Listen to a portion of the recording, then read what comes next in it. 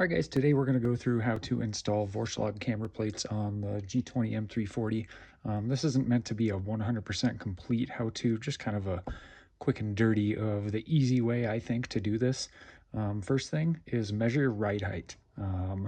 BMW recommends you go from the bottom of your wheel to the top of the fender. So before you get the car up on jack stands, please measure your ride height, because the camber plates won't actually raise or lower your vehicle. If you can see here, the stack up height is the exact same between there and there. So these won't raise your vehicle. But just to make sure, take your ride height measurement before you lift the car up off the ground. So you make sure that you didn't, raise or lower your vehicle, because if you did, something probably went wrong with the install. So here you can see on the driver's side, everything is all installed in there. It's all ready to go. And I'm gonna take you through the actual how-to on the passenger side. The only difference is on the driver's side, you do have this ride height level sensor. So the only thing you'll have to do different is disconnect this on this side when you lower the suspension and everything. So you can try and take it off these tabs right here.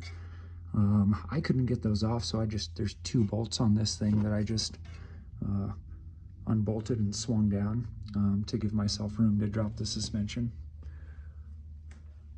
There it is on that side. Those are your two bolts. All right, first things first, we're just going to disconnect all our lines. We're going to disconnect this sensor, unplug all of our wiring harnesses out of their little holding places there. That way we can drop the suspension without, putting tension on any of those lines or wires. Then the next thing we're going to do is disconnect the sway bar end link right up here, or nuts on the back side there. And then our lower control arm, we're going to disconnect from right there, and then we'll move up top and start unbolting everything so we can lower our strut assembly. So here we go. All right, done with the easy part. Got all our lines disconnected. This sensor came right out there. Everything is loose, so we have room to drop the suspension. Now we're going to go ahead and unbolt the sway bar link, and see if I can get you there. I think you can see it. That is 5/8.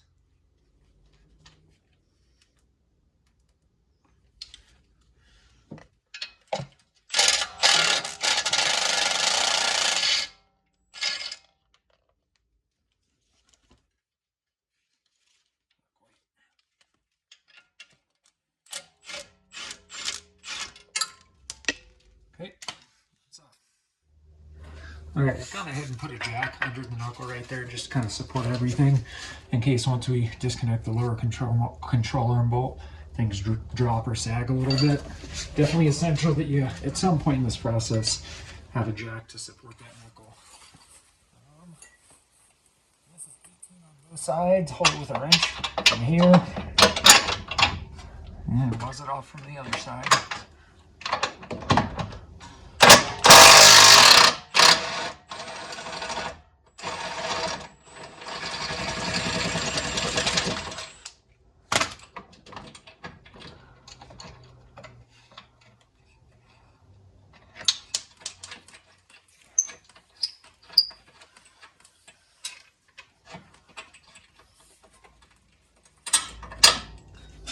There we go.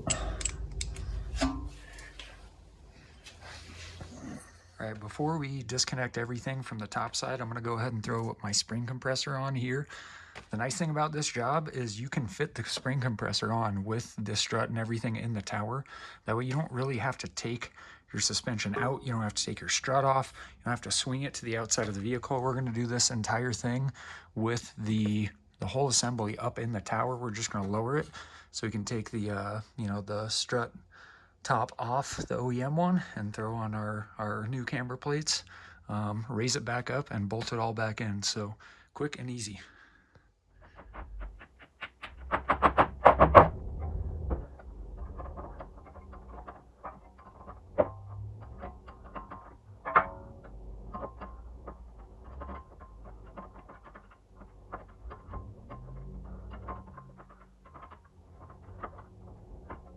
All right, a second more time. There you go. Now we're ready to move up top and unbolt everything up there. Next thing we're going to need to do is take off the strut top nut right there, this guy. And to do that, you have to hit it with an impact, and you have to pulse it. You have to hit it a few times, give it a few blasts till you'll feel it loosen up, and then you can buzz it the rest of the way off. Here we go.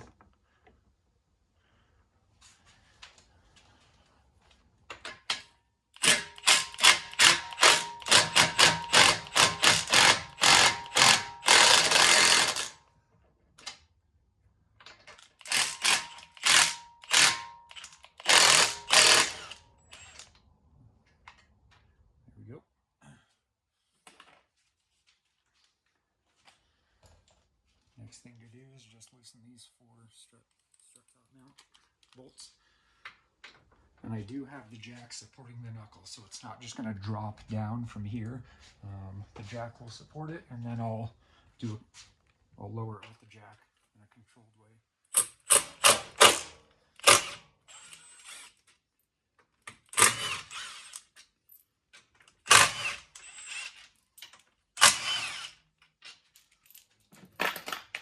There you go. You can see it dropped maybe 1/8 of an inch.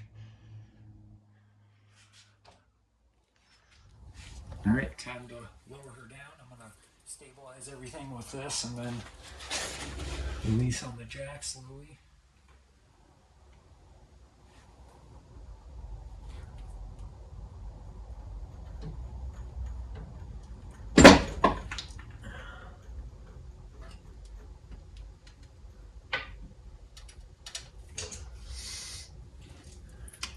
Okay, I'll show you kind of how far I let it down. That should give me enough room to slide that puppy off the top. I might have to, manipulate this and tug it back and forth to give myself some room, but let's go ahead and try and take it off. Okay.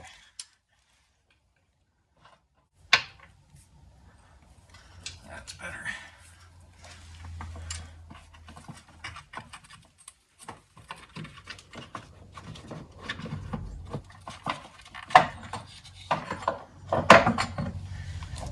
Top half off. Gotta get that boot disconnected. Okay. All right, there we go.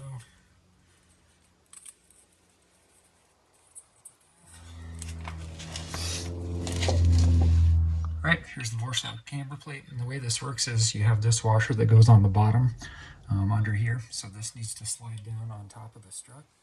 Throw this guy on top, and then you have this collared nut.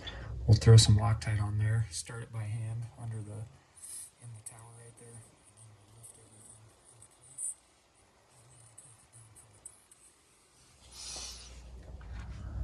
All right, we've got our collar on there. You will align this to where this is facing the front of the car, to where your camber adjustments go in and out. So we'll try and slide that up on there.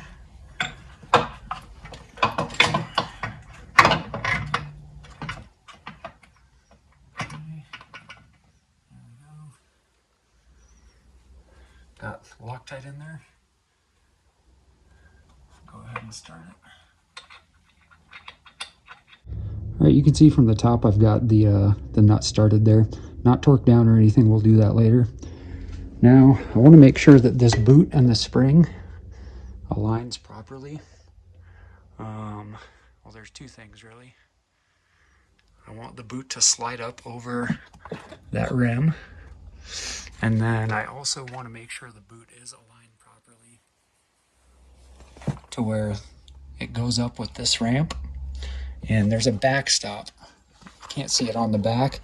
Where the end of the spring terminates, there's a little wall on your rubber bushing there. The end of the spring needs to touch that. I'll see if I can get a picture actually. There you go. Hopefully you can see how the edge of the spring touches that rubber wall on your strut bushing there, your bellow. As well as on the bottom, you have the spring termination hitting a wall on the bottom of your strut tower right there as well. Now we're going to go ahead and lift this up and align the 4 bolt holes at the top and just kind of barely hold everything in place, snug it up. Then we'll come back down and release tension on the spring. All right, I'm going to go ahead and lift with the jack, and hopefully you can see me kind of moving the camber plate to align with it as well. Just get it close.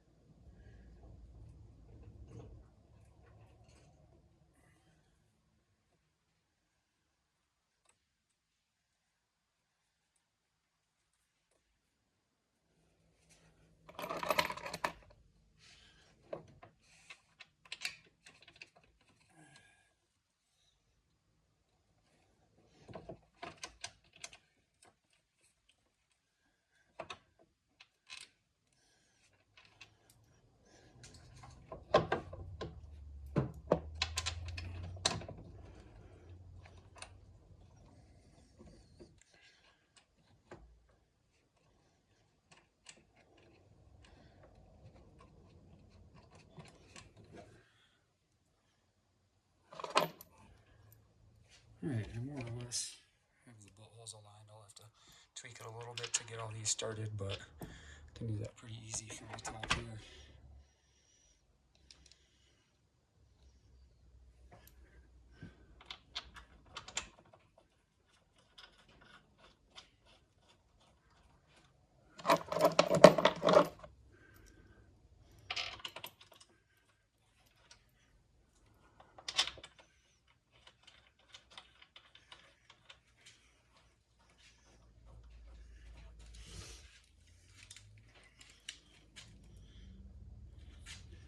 Very loosely bring everything up.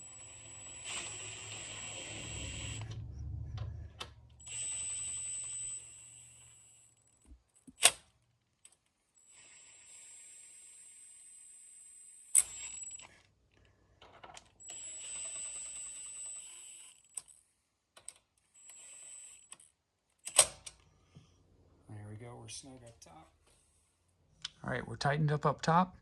Everything is aligned with your bush or your bellow and your spring. So now we're gonna go ahead and start to loosen our spring compressor and just hold it in the right place to make sure it slides up over the collar of the camber plate right there, that little lip.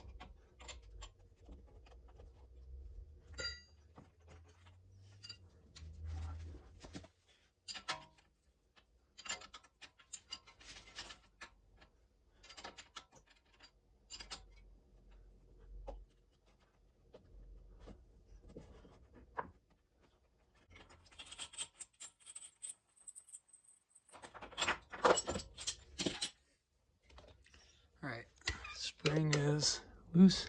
Still have a tiny bit of a gap there, and that's okay.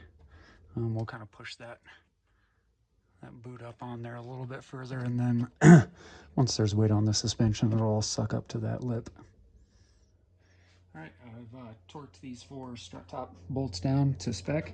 I'll provide you torque specs in the description of this video.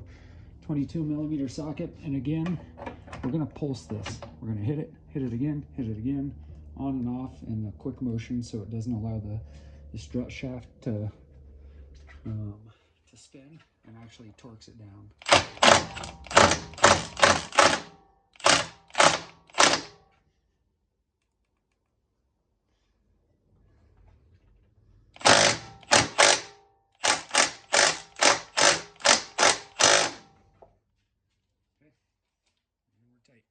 All right, guys, we are pretty much all done. I'm just giving everything a final once over. Our sensors are connected. Our lines are plugged back into their little holding spots, all that. Everything up here looks good. We're aligned with our bellow. Spring is aligned with the end of the bellow right there. We're cinched up top there. Everything is torqued to spec. Sway bar endlink is back connected and torque to spec. The only other thing, this control arm down here, I threaded the bolt through there and just pretty much hand tightened it. You don't want to torque that down with no weight on the front suspension. It can actually act as a spring and kind of lift your vehicle, and you know, it still has tension on it, so it can kind of raise the vehicle. So I'm gonna put the wheels back on, drive it up on ramps, and then get underneath, and then I'm gonna torque this bolt down here for the inner sway bar. And then we'd be all good to go.